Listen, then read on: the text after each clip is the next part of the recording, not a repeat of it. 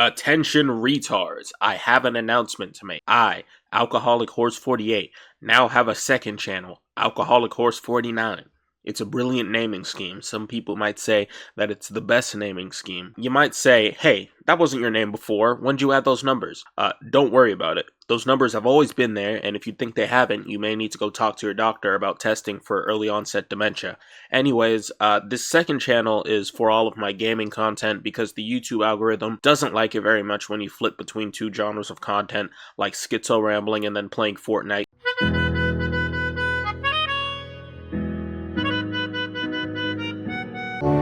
And now, our feature presentation.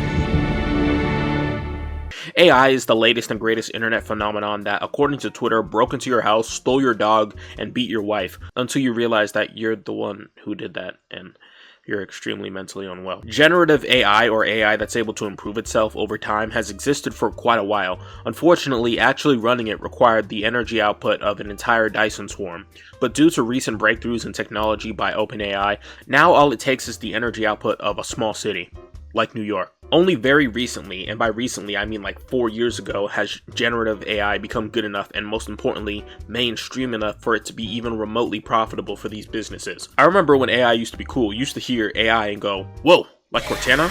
But now the shit is like, oh, like Cortana. Kill yourself. Unfortunately, my name is not John Connor, so I can't say definitively whether AI is going to cause the death of humanity or elevate us to godlike status, but I'm gonna keep talking anyway.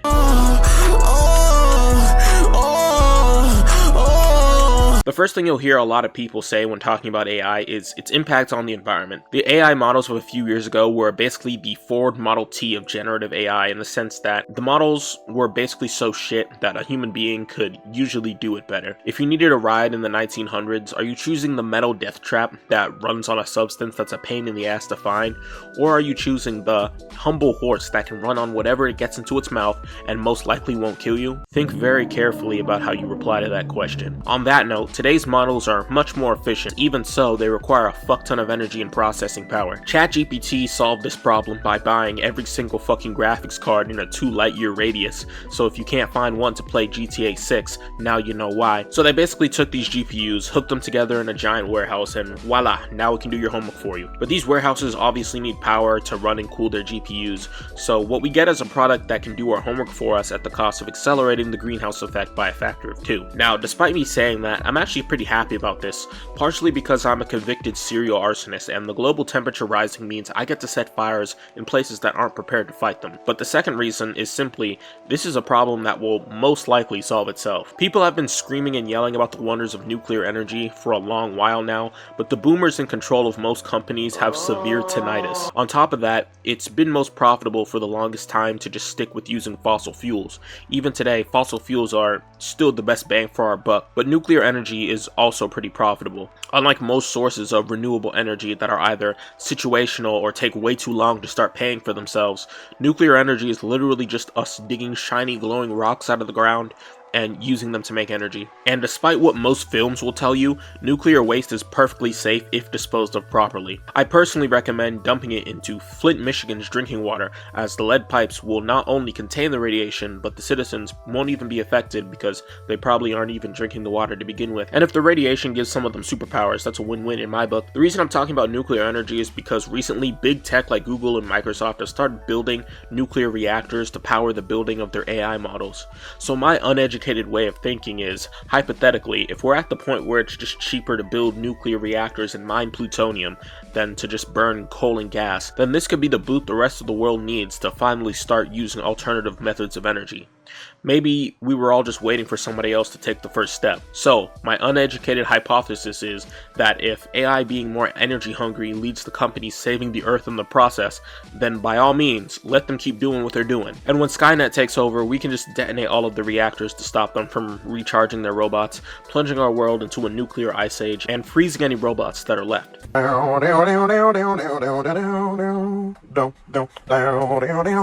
Everybody should already know that the term AI art is sort of a misnomer. The word art implies that whatever the AI spits out is creative expression. If we had some sort of test to figure out whether these neural networks actually had thoughts and emotions, and the AI passed it, then maybe they could be classified as art. but we don't, so it's not. Especially not when the bot is scraping the r/Rukia Feet subreddit and using some of that data to generate its art without the knowledge or consent of the creator. Speaking of that, a common theme you'll see on Twitter is people replying to AI artists with "just pick up the pencil, little bro" memes. Now, I agree with the sentiment, but these memes are about as funny as one of Amy Schumer's therapy sessions, and the minute you've interacted with an account promoting AI in any way, shape, or form, you've already lost by giving them exposure. So instead of posting these cheesy-ass Reddit memes, please just block them. A lot of AI models have been and are still being trained on data scraped from anywhere a normal person can access. If you've ever posted a single image on any of the most popular social media, I can guarantee you without a shadow of a doubt that image has been used in an AI model. And of course, this also includes art made by people who post it online. That work also gets sucked into the scraper and used without their consent. People have tried to combat this by using anti-AI filters, but that shit doesn't work. The bots already have a massive amount of data to pull from. One image being bad data isn't going to cause the entire model to self-destruct. Unless the AI bot is specifically being made to replicate your art style, you're just making more work for yourself. So, if your name is Picasso, go ahead and use the filters, but otherwise, no one's stealing your pansexual Roblox OC, little bro. In conclusion, AI is a tool like a hammer or a loaded gun. Perfectly safe as long as it's properly handled, but the minute someone with malicious intent picks it up, it becomes extremely dangerous. With a hammer, that's smashing the window.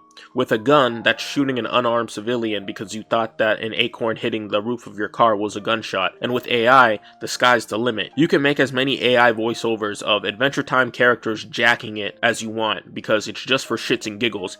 Everyone can tell it's AI and it's funny, but the minute you try to pawn that shit off as your own voice, then we've got a problem. Real quick, I saw a guy on Twitter a few days ago have the bravado, the audacity, and the fucking gall to put AI-generated anime girl tits on my For You page while also having a Patreon link. That shit is like a homeless person playing Michael Jackson out of a speaker and expecting people to throw money in his cup for it. What the fuck is this Patreon link paying for? Your electric bill? Your fucking Midjourney subscription? Maybe it will go down if you didn't spend 15 gigawatts of power generating a picture of a generic anime woman. The thing is that when we go even farther than this, we hit what I personally think is the deepest and darkest factor of AI, the legal loopholes that it causes. Because our government is run by people who have been in power since the Cretaceous period, the law has been nail-bitingly slow to introduce new legislation that limits what you can do with AI. And because of that, we've already seen some absolute buffoonery going on with these AI models. I'm talking about deep fakes of unaware people saying incriminating things,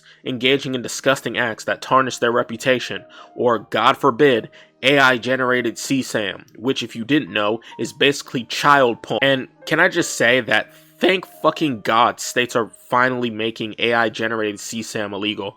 Like, the fact that you can generate an image of a real child doing heinous things and then get away with it on the technicality of it not being real is ridiculous. So, bravo Texas for this bill, and I hope it goes through. Anyway, that's all I wanted to say. And remember, for when Skynet takes over, the T-800 Terminator is highly resistant to conventional small arms fire, so you should probably stay strapped with the plasma pistol.